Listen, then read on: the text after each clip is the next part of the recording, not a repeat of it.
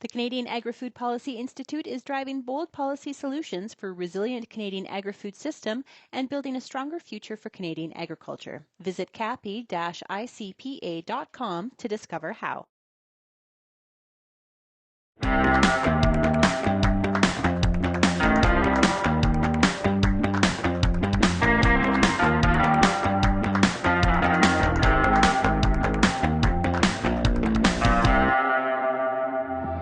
Thank you to our show sponsors, the Corn School, the Pests and Predators podcast, and MMP. With deep roots in agriculture, MMP helps farm businesses make confident financial decisions. From planning to growth, their advisors are here to support your success. Learn more at mmp.ca.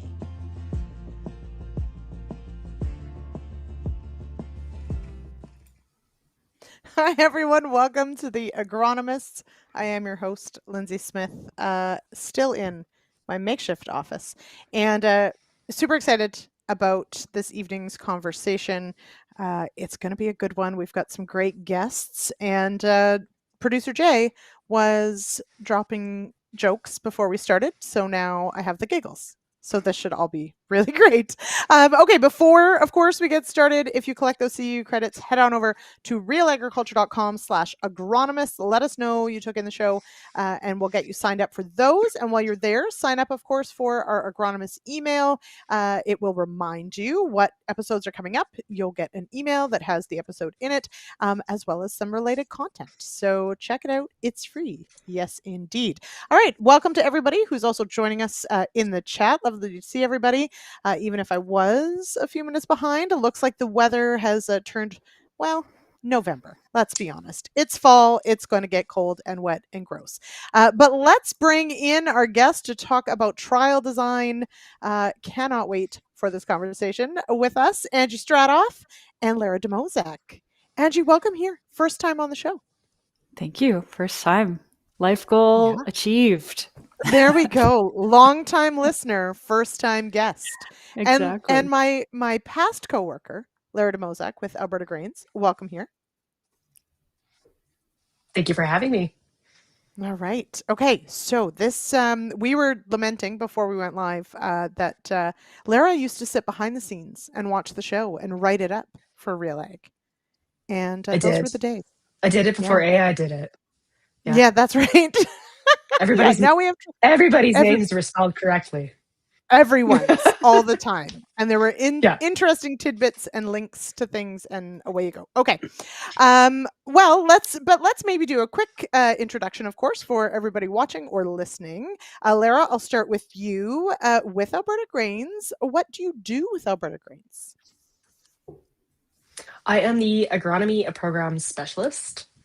So I handle management of the on-farm research trials for Alberta Grains, including plot to farm, which we'll probably talk about tonight. Yes. I kind of co-lead, spearhead the crop diagnostic days here in Alberta, and a new program, the advanced management trials, looking at fungicide by variety, which is pretty interesting. And then I co-manage the regional variety trials. So many hats. Yes, very many hats, but all quite applicable to tonight's conversation. And yes, we will likely talk about the plot to farm. We've got a few different examples of where this comes in. And now, Angie, you were at a really cool event last week as well. While we were preparing for this, that I kind of wish I could have gone to be honest. But what is keeping you busy these days? Of course, an independent consultant. And I loved when I asked, how do you want to be introduced? And it was soil health. What was it? Expert and enthusiast? Something along those lines, which I absolutely adore. It's fantastic. Anyway, what's keeping you busy these days? Yes. Soil health expert, aka soil nerd. Always happy to talk all things soil health. So I keep busy with advising farm organizations, agronomists, farmers, research initiatives about how to get the most out of their research trial design, their research data sets, and maybe most importantly, like from the ground up, build research experiments that are going to inform their management practices moving forward.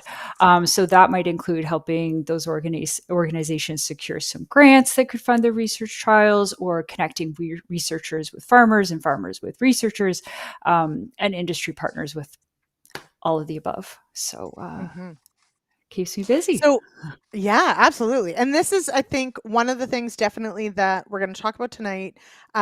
Yes, we are going to talk about trial design, but I think where I want to kind of start, and I'd love to get thoughts from both of you on this, is what kind of questions work well in an on-farm trial? In that I feel like we could sometimes get way out over our skis and maybe overcomplicate things. So Lara, maybe I'll start with you. What kind of questions work well on our farm trials? The ones that we've seen work well, and we'll bring up an example of it later, is a seeding rate trial. How low can you go? And does that affect your yield? Other ones that we've done in the plot to farm program are plant growth regulators on barley or wheat, fungicide timing, not so much timing, but fungicide, like split versus just one fungicide timing.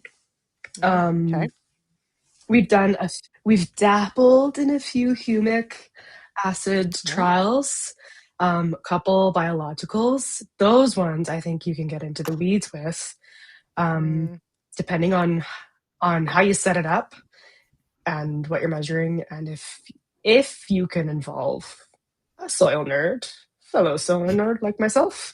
Hello. But it all kind of comes down to, like, what's the question you're trying to answer? How are you going to implement it all the way through? And is your implementation and your setup going to answer that question? So yeah, seeding rates, fungicides, PGRs, seed place fertilizer. We have one of those this year. Try to rack my brain. Okay. Yeah. So, I'm but writing up the all of results those, right now. I mean, I should know what's going in there. which we will all watch for because these are very important things. But Angie, in that, I mean, it's a really practical sort of example of like, ask one question, and then to Lara's point, make sure you set up a trial that is actually going to answer that question, not other ones or involve other ones. So walk me through sort of that explanation. Yeah, exactly. And that means you need to be able to measure what you're actually trying to impact, and you need to be able to accurately influence the variable that you're hoping affects that impact. So, if you're interested in measuring, a management practice effect on yield, you better be able to accurately measure your yield, in the fall. And so that means you either need like a well calibrated yield monitor or access to a weigh wagon, or you have to be sure that whatever question you're trying to answer, you're able to accurately measure that thing that you're most interested in. Mm-hmm. And then just keeping it simple. If you go out there and you're changing 7 things all at once, like, you're not actually going to be able to say with a lot of confidence what was the thing that had the most impact, because maybe you could have had the same outcome by just changing one of those 7 things. Right. So, and we're going to get into sort of the different ways we can set these things up. And I think one of the things that, sometimes we hear about, it's like, okay, well, but we only get one growing season per year. So how do I get more than one result per year? And that is what we're going to sort of talk about, is how do you then leverage one growing season to get as many answers or unanswer that we can actually rely on, right? So now, Pete, I know this is shocking. Pete has a comment and a question. How do we get more people to report on the trials they do? And many of you will not be surprised. This is one of the things that Pete asks for all the time. I think there are huge numbers of on-farm trials, and some of them may just be comparisons. Let's be clear on that one. But they never get reported, or not reported widely. So, Lara, maybe I'll start with you. Does that hold true for Alberta, I guess, and your experience with, and even in Saskatchewan, of course, where you're from? And where does something like, say, Plot to Farm fit into that equation? What's that phrase that Pete always says? But there's no such thing as a mistake. There's only like a trial within a field. Only test There are spots. I mean, only test spots. That's Yeah, right. Yeah, I'm sure he'll fill us in the comments. But that's right. I feel like that kind of trial in Alberta and Saskatchewan and maybe Manitoba would be more common. But I think that the involvement of commissions, because like Plot to Farm is not the only one, right? That's right. Yeah, Alberta Pulse has one, and I know Saskatchewan has many. Like each commission has their own kind of program, and I think that's the easiest avenue for a farmer to get a designed, like a well-designed, well-communicated trial that they can follow all the way through, because they're set protocols, right? I know that there's definitely some research done down south too. Like I am lucky enough to have a trial coordinator. He's fantastic. Right. I'd like to keep him around for as long as possible. And he works with a group of farmers down south that I think they have their own thing going on. And they report it within their group. And I do see the flaw in this, is that, are they reporting those results just to their group, or could they be reaching a little bit further?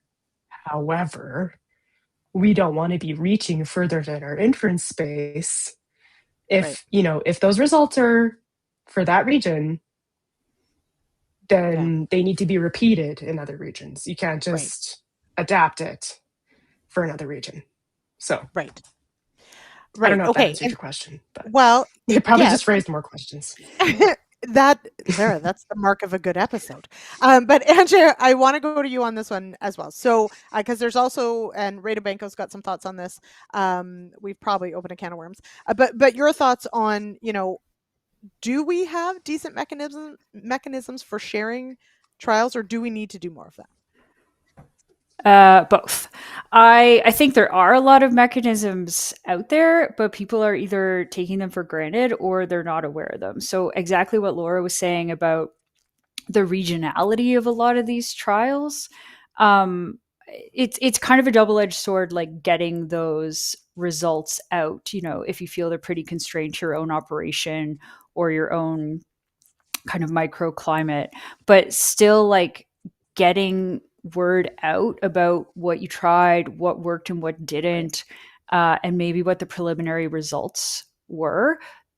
That could, inspire a farmer in Western Canada or just maybe a few concessions over, like, oh, actually, I'd like to see what happens if I tried that on my own land.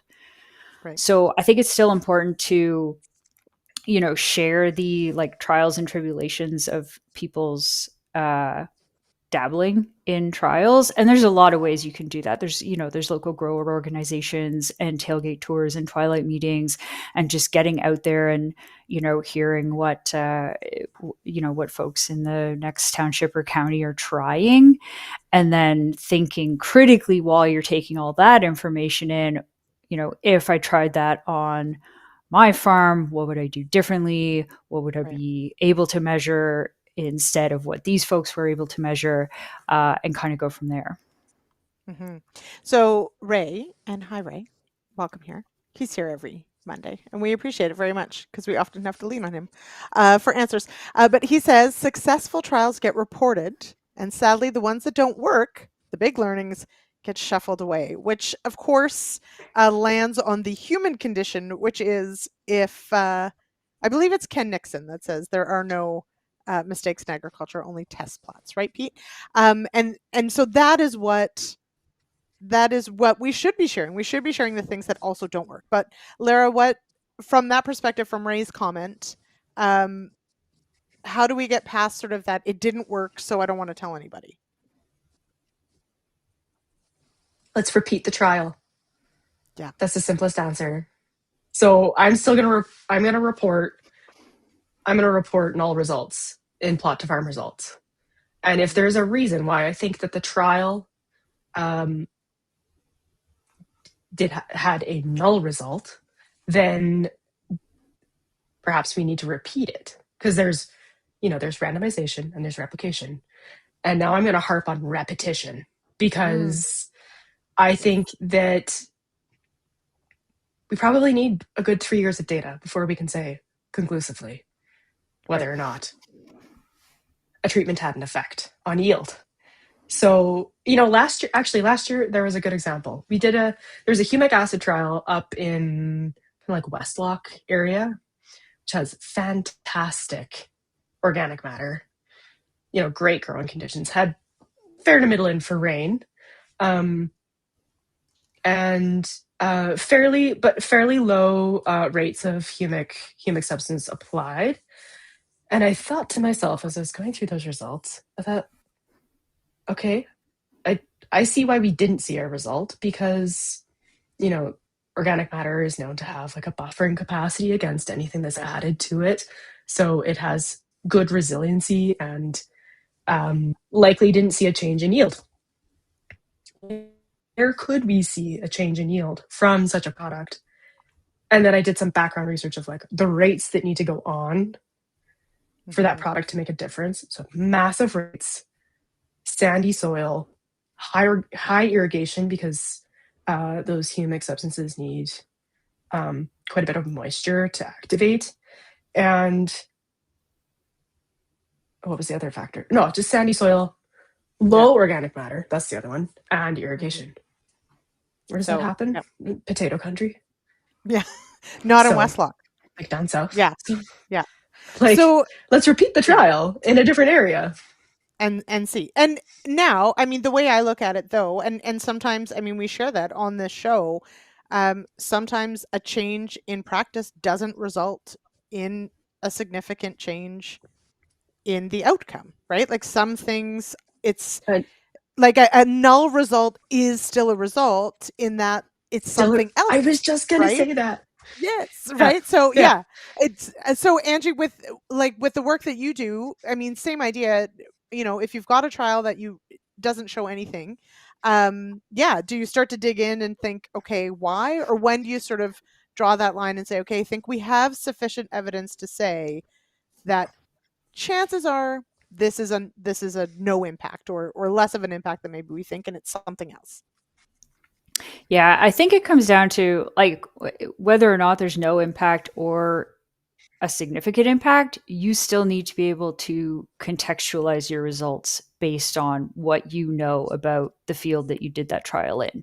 So if you ran a trial this year in Ontario and we got like 0 millimeters of rain for 8 weeks and you don't get a significant result between your significant differences between your treatments, is it because there was no significant difference between your treatments, or if it was it because nothing would have grown under perfect conditions anyway this season?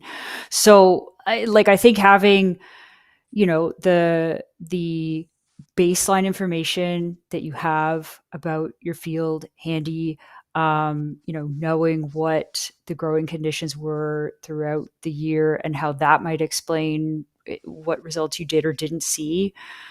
And then again, like Lara said, maybe that's what impacts, you know, if you repeat the trial next year, or if you increase the rates you tested, or if you know, try a different application tool or whatever it might be that you're testing. You can still tweak things with that negative result in mind. Mm-hmm. Okay. I want to pause for a moment. Producer Jay, if you would, let's do our second read of the night. And then Jeanette's got a great comment here that sort of builds on some of what we're talking about and a question. So Producer Jay, if you will, we'll go to our second read. Our sponsors for the Agronomists are MMP, the Court School, and the Pests and Predators podcast. This series is where top entomologists highlight the insect field heroes hard at work for Canadian farmers. Hosted by Real Ag Sean Haney, brought to you by Field Heroes, and powered by the Western Grains Research Foundation, the Pests and Predators podcast is an in-depth look at the many insects who share our fields. Find out more at Real Agriculture, or download the podcasts, or visit fieldheroes.ca.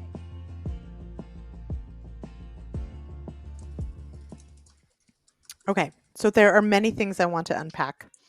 Jeanette touches on one of them that Lara, you mentioned, and I think it bears mentioning again, and this is where we'll get into trial design in just a moment.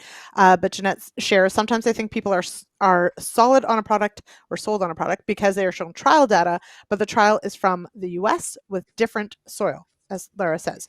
So obviously, an on-farm trial is, on one hand, the most specific you can make it to your farm. However, it's only on your farm and isn't necessarily going to be 10 years of data collected in 1 year because it's potentially only one location. So we have to sort of balance those things. However, Lara, with the trials that you're working on, even just province-wide, if a grower comes to you and says, okay, look, I have this data, it says it works, I want to try this, and you look and it is, let's say, from like a completely different area, how do you sort of walk through, you know, why you may not be able to trust those results on you know, in Alberta conditions or in that particular farmer's conditions? I definitely look at the context of, you know, where that trial was first. I would look at who's publishing the results. I would see if there are any results that can support those results in Canada. And then I also have to factor in if Alberta Grains has any research or has supported any research that can support those results. So it's a lot of evaluation of these applications that come in. And it wouldn't be that I'd be unwilling to do like a trial with that particular product, but I'd encourage farmers that are interested in like the next step I'd like to take with humic substances or just even biologicals is to have, let's do the same product at the same rate in, maybe 2 farms in the same soil zone, and then we'll go from there. And can the small plot research that's happening in some of the universities back that research up? Can they complement each other, or can they, can the small plot feed into the field scale, and can the field scale results feed back into the small plot research? So it's a bit of a line to dance when you're looking at which, because we don't want to be a product evaluation tool necessarily, right? But we know that these questions are going to come up. Like biologicals are likely not to go away. So we need to have some sort of evaluation process for which biologicals get tested on farm. So generally fairly open right now. And we might tweak the protocol just so that it's got the same, like if it's formulation, then it's the same rates. Right. That's probably the easiest way to Yeah, go around and that. I appreciate the angle of, is it about product evaluation or is it about a practice, right? Or a management? And that's a significant difference. So yeah, the key here, and Angie, you've got some great slides, yeah. and I want to go to those now, because I think one of the key things is, okay, so we're going to ask the question. So Jay, let's start with Angie's first slide. There are different ways, of course, we can set up our trials, and they're going to all give us data and an outcome, but we have to understand the context. So walk us through sort of the progression and sort of the pros and cons of some of our trial setups. Yeah. So what you're seeing here and the image on the left is just a kind of simple side-by-side comparison. So we've got, let's say, the red strip is our control plot or our check strip or our business as usual practice. That's always really important to have, because that's going to, be your baseline level of information. Like, is what I'm changing any different from if I hadn't changed anything at all?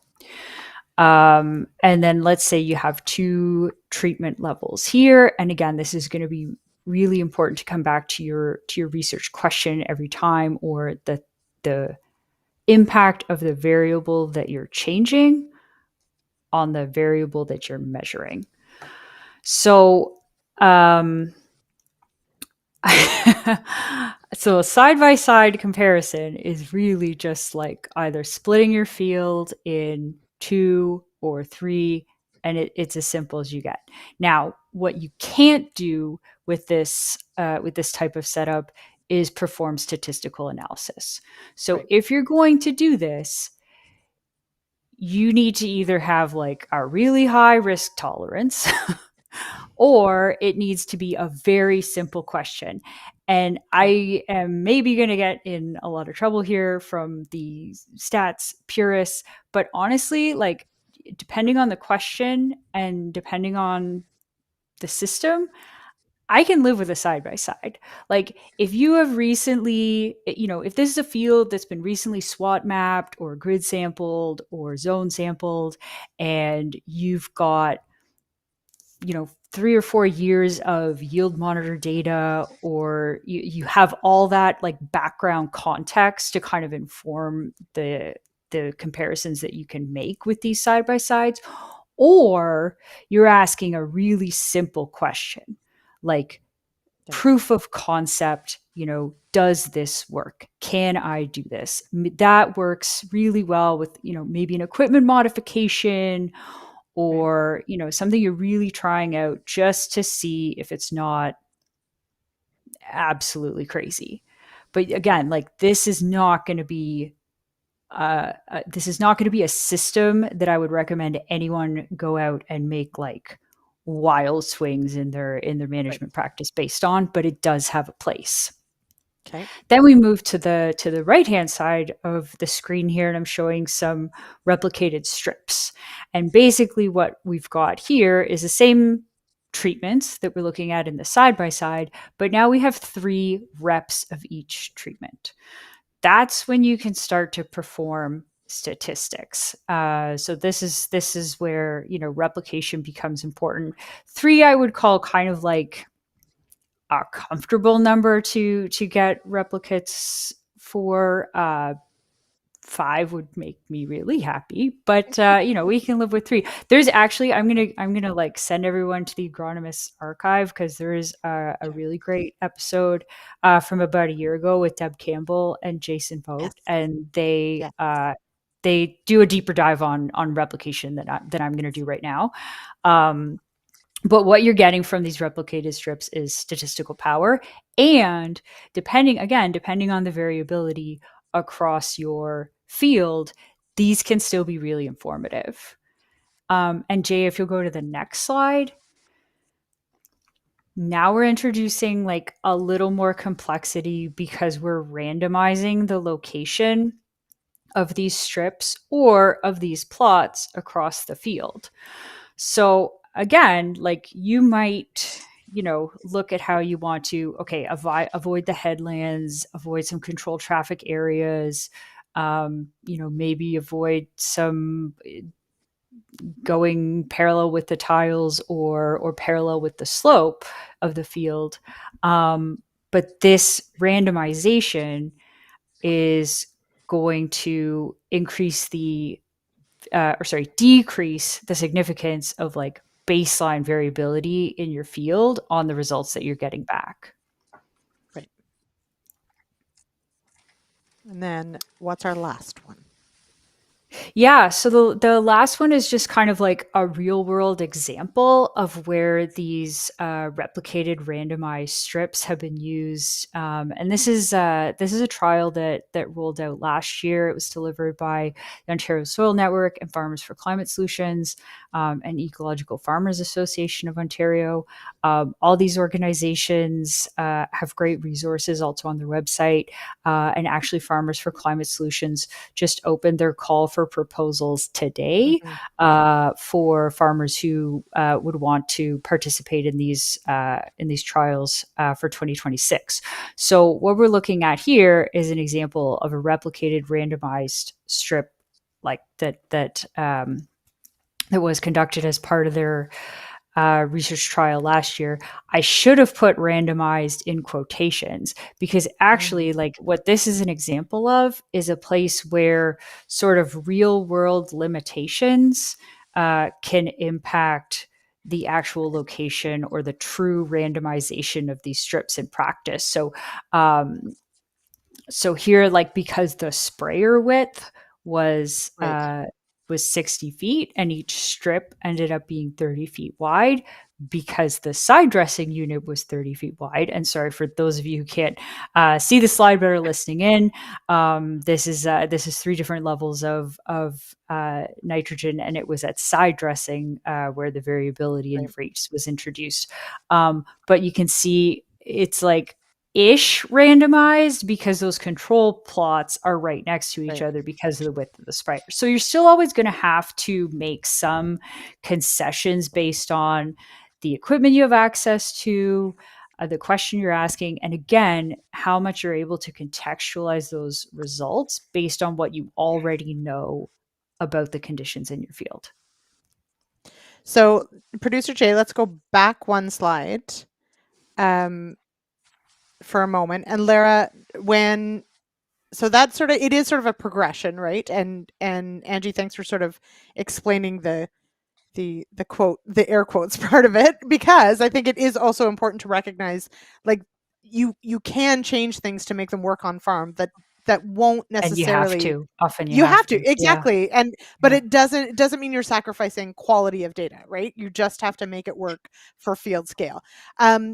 But when I look at things like this, like I look at these plots for some of these some questions we ask, these are probably going to work fine. And for others, maybe it would be complicated, whatever. So Lara, when you look at different trials, are there setups that work really well for certain things and not so well for others? Like how do we navigate that question of how we do this?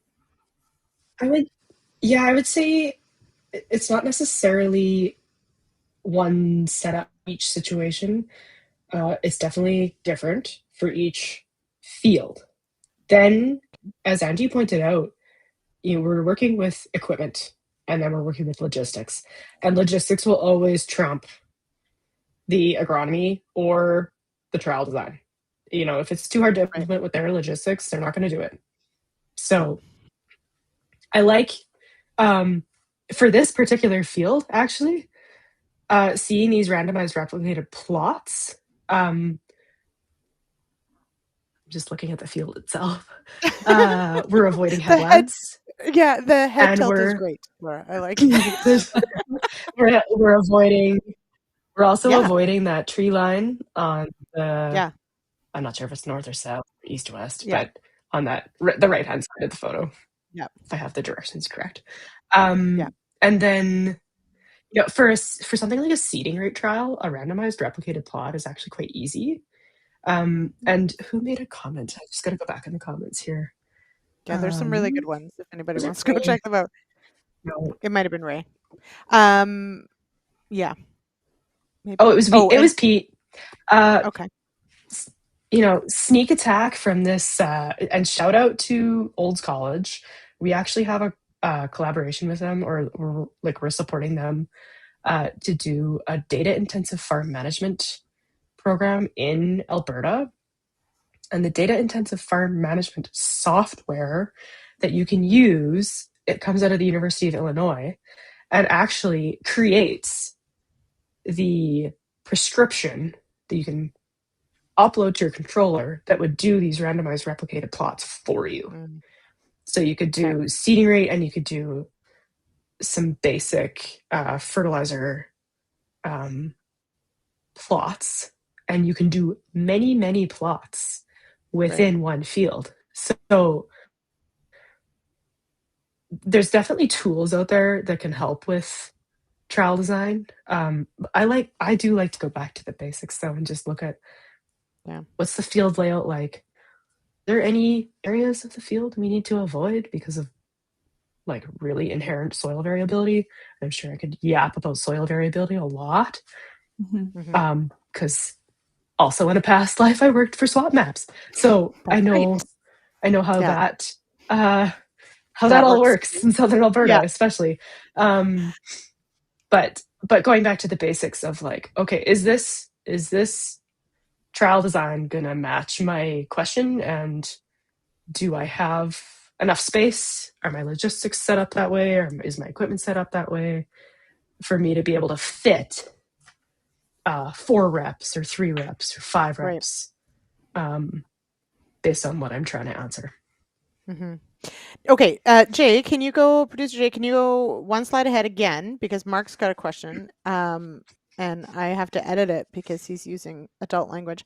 But so how could you possibly get harvest data off of this trial and not be a pain in the butt at harvest when you actually weigh them off? And this is, I think, it builds off of that question of exactly that. When you're setting it up, there is that PETA factor, right? You've got to actually get it set up. For this particular trial, Angie, as you said, this was side dress timing. So in season, we still had to actually perform this trial. But then, as you both pointed out at the very beginning, the best trial is one you actually get data off of that you can measure accurately to compare. So in a setup like this, is it difficult, Angie, to make sure that the weigh wagon is weighing and recording what we need? Like, how much of a logistical nightmare does it become when we want to actually weigh these off? What's the expression? Anything worth doing isn't going to be easy. Right. It's like you're exactly right. Like Mark is right. It's not going to be, as simple or 10% more time or or logistics than just running the combine through the whole field. So again, like with these plots that you put up on the screen here, like it's 2 passes of the combine for each strip. So already knowing like that you've designed it that way, at treatment implementation time is going to be really important. And then it's, again, this is kind of considering that yield is your dependent variable of interest, or your response variable of interest, or the thing that you're most interested in getting an answer about. And so then and again, it depends if you have access to a weigh wagon. That's kind of your gold star approach. But a well-calibrated yield monitor, or a recently calibrated yield monitor, and again, that kind of certainty of knowing where the treatments started and ended along those strips, and then where the yield monitor starting and ending in alignment with that. It does take some time, and it takes some planning. And again, it depends, if you have 5 replicates, can you be a little less accurate every kind of concession that you make in measuring, in the precision that you're able to measure the response variable with, is going to reduce the certainty that you have in the outcome. But maybe if you have more replicates, you're already getting some more robust data back, or your treatments are really different in application rates. So you're going to measure, so you're going to have a more sensitive response anyway. So it depends. Yeah. Now I did, and great shout out for these trials. Coming up, we've got on our Farming Forward series, which is with Farmers for Climate Solutions. We've actually got some of the participants of this year's trial in the video series that are going to be sharing their results. So watch for that as well, because it is really cool. And I think what this, and like what Lara's done, and Angie, a lot of the work that you've done, and we've got clips of the Saskatchewan side as well, is that there are groups and means and ways to do this in a supported way that I think is like really important to touch on, right? Is that no one is necessarily expecting you to know how to do this from start to finish. And that's right. Lara is shaking. And those groups, ahead, that goes back to Pete's earlier point about how do we get the word out about those trials. That's where, more structured initiatives such as these ones also help with the knowledge transfer piece of these trials. And like to that point, calibrated yield monitor. Jeanette, though, touches on that. How accurately do you need to weigh your trial? A weigh wagon has benefits for small strips, but what about acres versus acres? So Lara, I'll go to you on that one. In working with some of these plot to farm, in working with like actual field scale, obviously we do want accurate measurements, but is a well-calibrated yield monitor and using maps or yield maps or yield monitor data, is it enough, basically, is the question. To be determined. We have a few trials, I think pending, that they've used a weigh wagon, which is still the gold standard. But I know of private companies that are perfectly capable of and they've done it very well, of taking yield monitor information, cleaning it, and getting those trial results that way.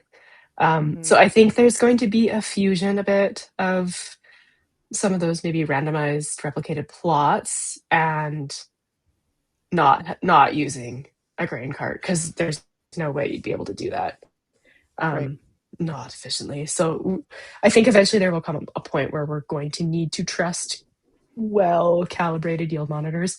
Where that gets tricky is when there's going to be multiple combines in the field.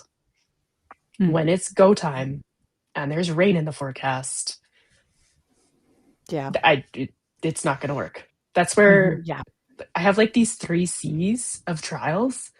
The first one is communication. The second one is commitment. And then the third C, arguably, is calibration. So, okay. There's I like it. It's not where I thought you were going with that, Lara, I'll be honest. But I like where it landed. So I appreciate that very much. Okay, we have Dr. Dave Hooker has entered the chat and has a fantastic question, but we're going to pause just briefly for our last read of the night. I'm going to apologize for Jay because I pulled clips and I doubt we're going to get to them because there is just too much great stuff, and we still have a great example that Lara's going to share with us as well. So producer Jay, if we will, we'll go to our last read of the night, and then we'll get to our last segment here. Our sponsors for the Agronomists are Pests and Predators, MMP, and the Corn School. Big corn yields demand intense management. From tillage strategies to nitrogen management, hybrid selection, pest management, and more, Real Ag's Corn School is a video and podcast series that helps you face every moment of the growing season. The Corn School is made possible by support from BASF and Pride Seeds. Learn more at cornschool.com.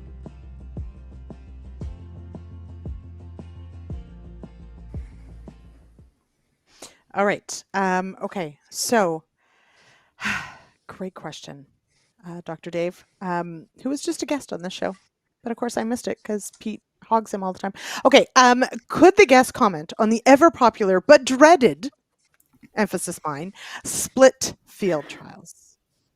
So we saw our 3 where we had a check and we had to, but Angie, can you use, I split the field in half, I sprayed half, I didn't spray the other. I'm going to use that. Where do we land on this question? Okay, I don't want to get in trouble with Dave. But again, that's probably but again, like, depending on the question and depending on like what the treatment in the one half of the field is, how much you know about the variability of the field. Like, best case scenario, if you're going to split a field and do one half as the control and one half as your treatment, it better be a field that is all one soil type. It better be pancake flat.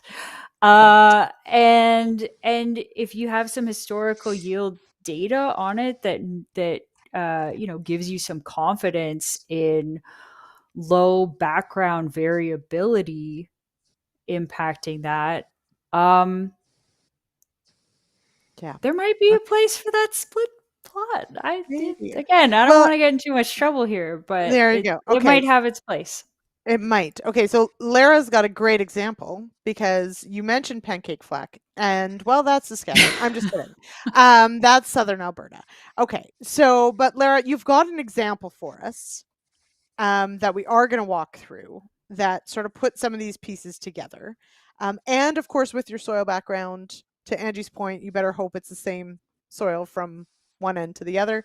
Got to tell you, here in Ontario, that does not happen, and it sure doesn't happen very often in the West either. Okay, so walk us through. What are we looking at? Can we just split this in half? No, I would not. There's a reason we chose that yellow outline for this particular field. In theory, you could maybe split it down the middle, but you're still going to get a lot of field variability playing into your treatment effects on the west side of that field and on the east side of that field.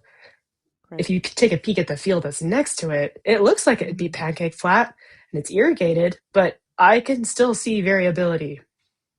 Yes. Even though I haven't taken soil cores there, I can still see that in the middle of that field, maybe that's where the pivot is. Maybe that's, maybe they've got a lot of nutrients in there. Maybe there's, variability that's 2 feet deep that you can't actually see on a soil test, 0 to 12 inches. So many reasons why we need to replicate and randomize and try and eliminate field variability as an effect on treatments. On what we're asking. And just to backpedal already on what I said a moment ago, like replication and randomization that is plan A. That is our North Star. Right. But if you're going to either not make any management changes because you haven't tested anything, or make a big management change without testing anything at all, then I would still rather you split the field and get some information is better than no information. Again, if you can contextualize it. I'm going to support that, Angie. If you want Yay. proof of concept, yeah, if you want proof of concept, let's split the field down the middle. If you're trying a new variety, because I mean, variety comparison trials are part of Plot to Farm, but what's the simplest way for my brother to answer whether or not he wants to try a new variety? He's going to split a field down the middle. That's right. It reduces his risk. It reduces his cost of buying new seed or buying that particular seed versus buying his new seed lot, you know. But when it comes to en masse, farm-wide decisions, and I say farm-wide with a little hesitation because even on some farms, there's going to be blocks, right? There's blocks where this soil behaves very similarly. There's going to be another block where they call it that South Farm, or they call it whatever name they've got. The crazy farm names that we give fields, right? So even within a farm, we still possibly need to test different treatments in certain fields, right? But when you're looking for proof of concept, sure, do a side by side. Okay. Now, so in this field, walk us through 3 target plant pops in there, and you chose that area. Yes. Well, actually, my trial coordinator did. Thanks, Rob. Tip of the hat. This is tip of the hat. He's fantastic. This is a winter wheat trial, actually, that hurrah, the farmer has agreed, first of all, for us to share this information. So try and pretend that his legal land description is redacted. I did try. Yeah. It didn't export properly. But winter wheat trial, 3 different plant populations. One of them is his standard. And this is the area we chose because it's the most uniform, probably, out of the whole field. It avoids headlands, it avoids sloughs, it avoids trees, it avoids... I mean, it doesn't look like that field was split. It's been farmed as one for quite a while. So there's that as well. There's not huge manure application on this. All sorts of confounding factors that can play into your effects. Let's go to the next slide, Jay. I believe is precipitate. Nope, that's our plot layout. That one was right, Jay. There we go. Sorry. Yeah. Let's go to plot layout first. Okay. Yeah. So 25 plants per square foot, 30, 35 based on our 1,000 kernel weight, or germination, or vigor, or mortality. Let's just shout out for pounds per acre. 4 times. Yeah, shout out for pounds per acre, not in bushels. Thank you, everybody. Please. Way to go, not in bushels per acre. Doing the good work. Okay. Yeah. Carrying on. Let's go to the next slide. We also have it randomized, I'm quite sure. Here's the total precipitation this year. Okay.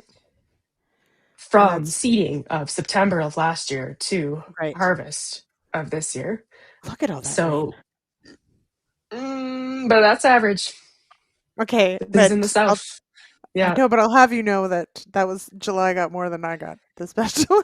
But anyway, carrying on. Okay. It's all relative, right? Yeah, it's all relative, and that is not normal. 9 inches of precipitation in a growing season for that area is pretty good. Okay. Yep. Okay. So we know fairly average growing season. Okay. Next slide. Here are our results. So, and maybe this is where I pick Angie's brain a little bit. Okay. Do we test, and we're getting into the stats bit, do we test to a 90% confidence interval or 95 for field skill trials? Because right now we're testing at 95, and I think it would change results a little Publish bit. it? No, we don't Is need to this publish it. We don't need to I worry was about gonna that. say, is this like creative accounting? We're just trying to make the numbers look better. Come on. Anyway, I'm just kidding. Well, I don't want to make the numbers look better. I want the numbers to be what the numbers are. But we do Yes. kind of have to talk about, let's not get too far into stats, but Yes, let's not. anything with a star is significant. Right. But it's Okay. a good question because, you know, if you think of these p-values as the difference, you know, in your confidence level with the results, Yeah. then it's almost like it depends on your risk tolerance if you're going to go to if you're going to go from 0.05 to 0.1. And that, yeah, again, kind of depends on the farmer's like confidence in how they implemented the trial and the return on investment, depending on like the cost for them to make the change next season. And if they're comfortable with all that, maybe they're fine with 0.1. So Yeah. Jeanette says 90. Biology is too variable, in my humble opinion. Yeah. I added the And humble. that's something I'm sorry. I'm going to be looking into, confidence intervals for field scale trials. I know someone said that there's a paper. Jeanette says there's a paper on that. Yeah. I think I've read that paper. I just need to read it again because it's a couple of years.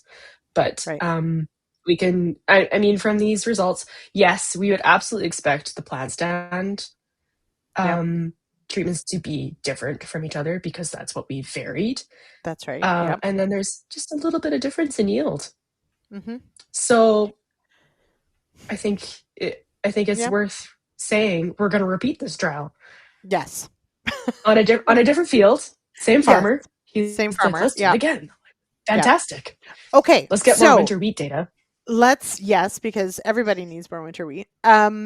Okay, so here's the second part to this. So this does bring us to yield, which then we can carry through to economics, so that's also the next step or another part of this, which is excellent and awesome. And we've got those numbers and that's good. So let's answer that question then of, and Angie, maybe I'll go to you first, but then Lara as well, in that we only get one growing season a year. And if we have a good run of farming, let's say we've got, 50 seasons that we're growing stuff. Maybe more, maybe fewer, not sure. But if we're going to make changes, we're probably not going to do a 180, right? We're trying to do incremental improvements every year, right? Mm-hmm. We're trying to small achievable goals, everybody. So we're trying to improve every year. But Angie, I'll go to you on this one. How does multiple sites in the same season with the same trial setup, how does that get us potentially closer to that confidence in that answer? If, let's say, it is like, the same area or those sorts of things, or how do we balance that? How do we, with as few growing seasons as we have to look at some of these on-farm questions, how do we get the most out of the data so that we can make those incremental changes and improvements? Are you talking about like almost using different fields as replicates to kind of maybe I guess that's my question is like, how can I, as one farmer, if I want to try and get a robust answer, but I don't want to spend 10 years and then write a paper, right? How do I get sort of enough experience, enough plots, enough replicates to actually have some confidence in some of these? What are some of the things I could try? I think a good starting point would be already like before you even choose your treatments or choose your plot layout or which fields you're going to try it on, like gather as much background information as you can. Where has this been tried in my region or in other parts of North America that maybe have a similar climate or a similar cropping system or a similar soil type. and just find out as much as you can about what you're going to try, before you even choose.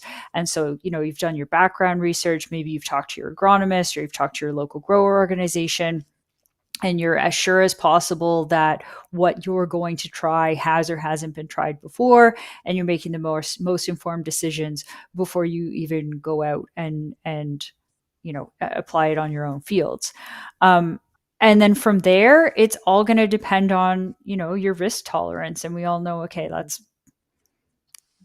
influenced by a lot of circumstances beyond farm gate. So I think tracking, I think tracking the economics is going to be really important as well. So not only like how much does it cost me to run this trial, and how much information am I going to get about what potential return on investment I could have, but why would I even bother testing a product or a rate of a product that I'm not going to be able to cash flow to implement broadly across my my landscape next season?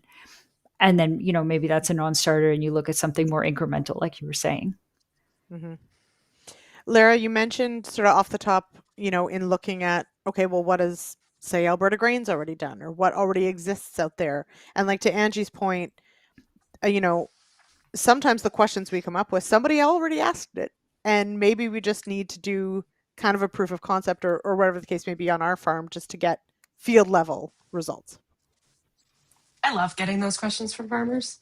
When any of our directors or delegates email in and they're like, have you heard of this product? Do you think I should try this out? What kind of research is backing this up? I have 2 other team members, Rosie and Keisha, who are phenomenal at their jobs. And we live for those questions because we can backtrack. Keisha can backtrack and hunt down any research project that has been funded by Alberta Grains to find out. And then she's got it all linked. It's amazing. Her spreadsheet systems are impeccable. And we can find the research, and then we can possibly, ask questions to the PIs on that research and say, can you provide some published papers? We can sift through those papers. That's also part of our job. And then, also part of our job is extension. So we're going to, distill down the too long didn't read version of those papers and say, here's what I found. Yep. You could do this, or you could do this. And more often than not, we can start with they can start with a test strip.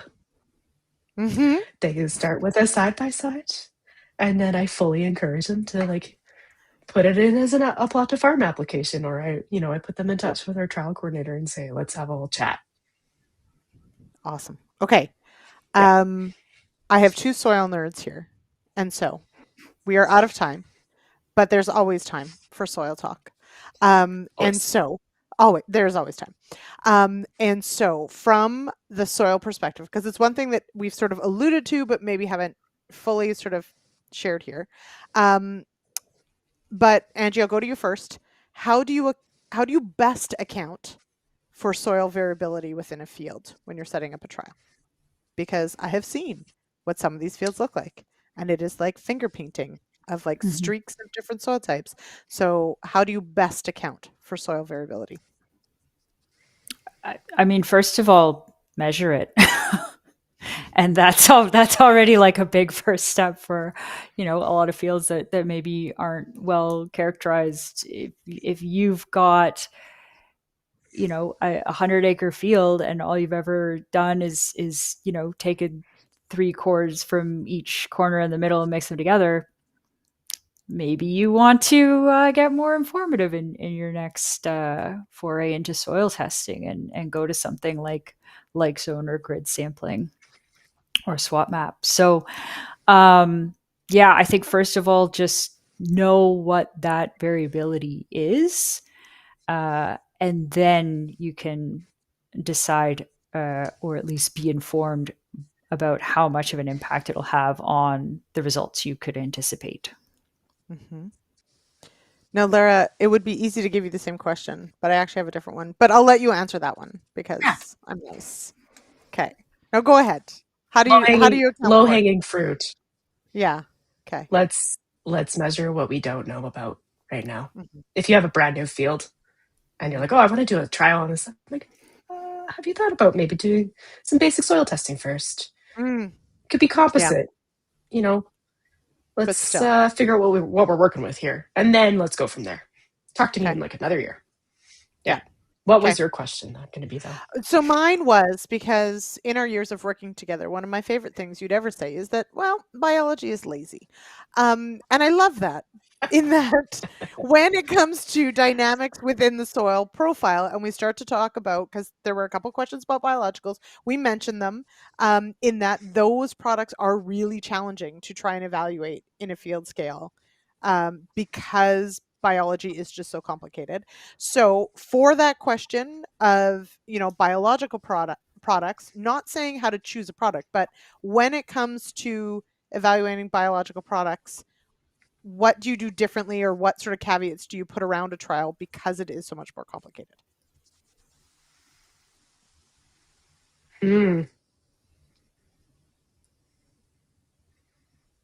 Oh, yeah, that's a good one. Currently, no caveats. Oh. Because currently, with the protocol we have set up, we're gonna, we have a couple of custom options open. So we're gonna work with you to figure out, number one, which biological is it, and do we have any research to back it up? Then we can connect what's happening in the research to the trial design, and we'll pick treatments that will make sense for that trial design that potentially get you to an answer. Does it have an effect on your yield? Right. I would ask some questions like what the field history is, what the organic matter percentage is, what the soil texture would be. Has there been lots of manure on that field? Basic questions about the field itself that can provide more context than the usual trial setup and results, because you do need more context. And if they have some baseline soil measurements that can allude to or act as a proxy, like organic matter can kind of act as a proxy for biological health. I don't want to say health, but it's like organic matter can act as a proxy for overall biological activity in your soil. So we would probably ask more questions. More questions before we do the trial design. Yeah. Like at least 3 times the questions. More questions for a biological as it would for a normal trial. Okay, that's fair. All right, we are way over time, and that's fine. I'll have you know, after this, you guys should go through the comments, because there was a whole bunch of stats talk in there, and Jeanette wants to do a whole show on it, and no way, Jeanette, friends off. There's no way we're doing a whole show on p-value. You can talk to your fellow stats nerds on that one. Okay. Sorry about the can of worms. Yeah, exactly. That's what this show is all about. Okay, Angie, Lara, this was so much fun, and I learned a lot, and thank you both. And next week, we're going to be talking about adjuvants and other things to throw in the tank.